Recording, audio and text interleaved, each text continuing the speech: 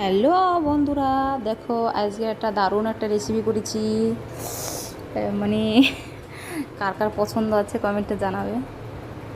হ্যাঁ, গিলা মেটো ঠ্যাং পা কত সুন্দর হয়েছে রান্নাটা, দেখো। আর খেতে অসাধারণ। আর কালারটা কেমন হয়েছে তাও বলবে, রান্নার স্বাদটা কীরকম, না খেলে বুঝবে না।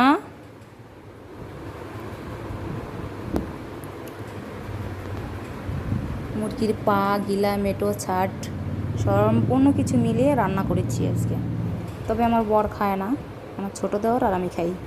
টাটা, ভালো থাকবে বন্ধুরা, আসবে খেতে।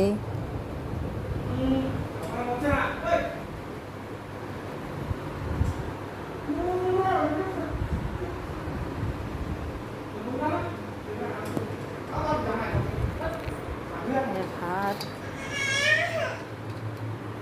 তেল মেল মারা হাতে চোখে নাকে মুখে ঘুরতে। হে হে।